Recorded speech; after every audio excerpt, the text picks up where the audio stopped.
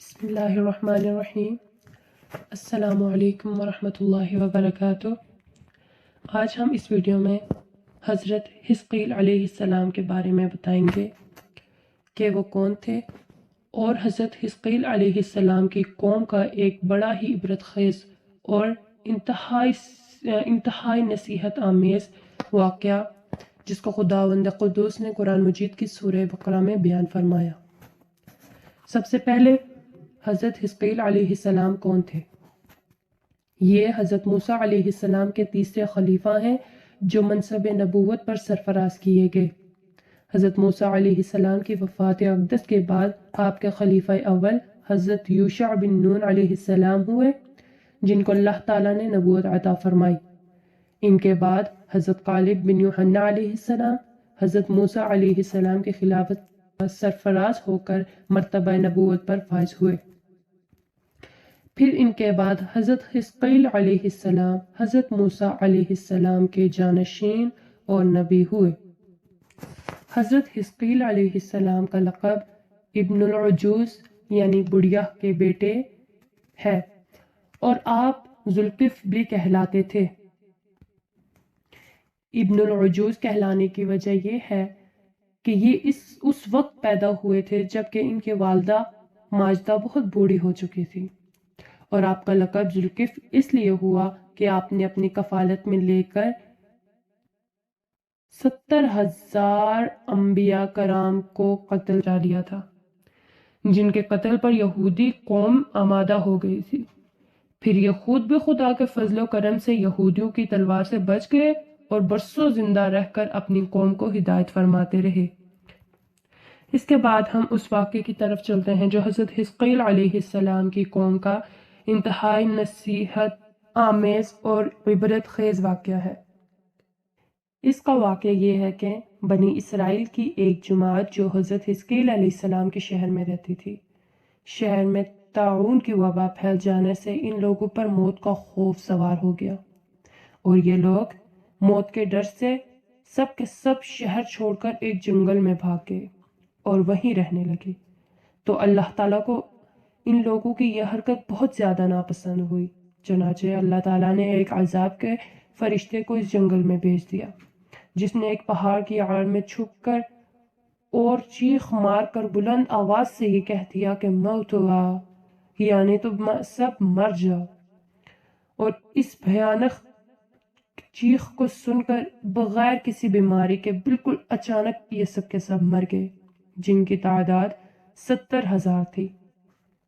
ان مردوں کی تعداد اس قدر زیادہ تھی کہ لوگ ان کے کفن دفن کا کوئی انتظام نہیں کر سکے اور ان مردوں کی لاشیں کھلے میدان میں بے گور و کفن 8 دن تک پڑی پڑی سڑنے لگی اور بے انتہا تعفن اور بدبو سے پورے جنگل بلکہ اس کے اطراف میں بھی بدبو پھیل گئی۔ کچھ لوگوں نے ان کی لاشوں پر رحم کھا کر چاروں طرف سے دیوار اٹھا دی تاکہ یہ لاشیں درندوں سے محفوظ رہیں۔ کچھ دنوں بعد حضرت حزقیل علیہ السلام کا اس جنگل میں ان لاشوں کے پاس سے گزر ہوا تو اپنی قوم کے 70,000 انسانوں کی اس موت ناگہانی اور بے گور و کفن لاشوں کی فراوانی دیکھ کر رنج و غم سے ان کا دل بھر گیا، آپ دیدہ ہو گئے اور اللہ تعالیٰ کے دربار میں دکھ بھرے دل سے گڑ گڑا کر دعا مانگنے لگے کہ یا اللہ، یہ میری قوم کے افراد تھے جو اپنی نادانی سے یہ غلطی کر بیٹھے کہ موت کے ڈر سے شہر چھوڑ کر جنگل میں آ گئے۔ یہ سب میرے شہر کے باشندے ہیں، ان لوگوں سے مجھے انس تھا اور یہ لوگ میرے دکھ سکھ کے شریک تھے۔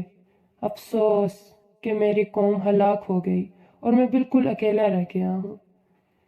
اے میرے رب، یہ وہ قوم تھی جو تیری حمد کرتی تھی اور تیری توحید کا اعلان کرتی تھی اور تیری کبریائی کا خطبہ پڑھتی تھی۔ آپ بڑے سوز دل کے ساتھ دعا میں مشغول تھے کہ اچانک آپ پر یہ وحی اتری کہ اے حزقیل علیہ السلام، آپ ان بکھری ہوئی ہڈیوں سے فرما دیجئے کہ اے ہڈیوں، بے شک اللہ تعالیٰ تم کو حکم فرماتا ہے کہ تم اکٹھا ہو جاؤ۔ یہ سن کر بکھری ہوئی ہڈیوں میں حرکت پیدا ہوئی اور ہر آدمی کی ہڈیاں جمع ہو کر ہڈیوں کے ڈھانچے بن گئے۔ پھر یہ وحی آئی کہ اے اسقیل علیہ السلام، آپ فرما دیجئے کہ اے ہڈیوں، تم کو اللہ تعالیٰ یہ حکم دیتا ہے کہ تم گوشت پہنو۔ یہ کلام سنتے ہی فوراً ہڈیوں کے ڈھانچے پر گوشت پوست چڑھ گئے۔ پھر تیسری بار یہ وحی نازل ہوئی، اے حزقیل، اب یہ کہہ دو کہ اے مردو، خدا کے حکم سے تم سب اٹھ کر کھڑے ہو جاؤ۔ چنانچہ آپ نے یہ فرما دیا تو آپ کی زبان سے یہ جملہ نکلتے ہی 70,000 لاشیں دم زدہ میں ناگہاں یہ پڑھتے ہوئے کھڑی ہو گئیں کہ سبحانک اللہم و بحمدک لا الہ الا انت۔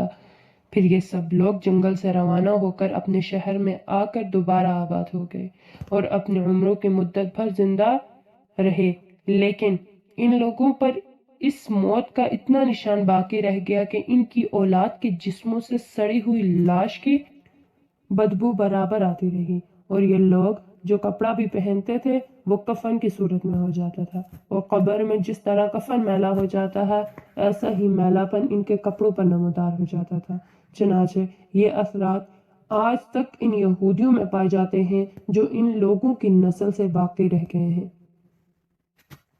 یہ عجیب و غریب واقعہ قرآن مجید کی سورہ بقرہ میں خداوند قدوس نے اس طرح بیان فرمایا ہے کہ أَلَمْ تَرَ إِلَى الَّذِينَ خَرَجُوا مِنْ دِيَارِهِمْ وَهُمْ أُلُوفٌ حَذَرَ الْمَوْتِ فَقَالَ لَهُمُ اللَّهُ مُوتُوا ثُمَّ أَحْيَاهُمْ إِنَّ اللَّهَ لَذُو فَضْلٍ عَلَى النَّاسِ وَلَكِنَّ أَكْثَرَ النَّاسِ لَا يَشْكُرُونَ۔ اے محبوب، کیا تم نے نہ دیکھا تھا انہیں جو اپنے گھروں سے نکلے اور وہ ہزاروں تھے، موت کے ڈر سے تو اللہ نے ان سے فرمایا مر جاؤ، پھر انہیں زندہ فرما دیا۔ بے شک اللہ لوگوں پر فضل کرنے والا ہے، مگر اکثر لوگ ناشکرے ہیں۔ پیارے اسلامی بہن بھائیوں، آج ہم نے حضرت حزقیل علیہ السلام کا تعارف سنا اور ایک عجیب و غریب اور نصیحت آمیز واقعہ بھی۔ مزید ایسی ویڈیوز کے لیے لائک اینڈ سبسکرائب کرنا نہ بھولیں اور بیل آئیکن کو دبا دیں تاکہ آپ کو ہر نئی ویڈیو ہماری مل سکے۔ شکریہ۔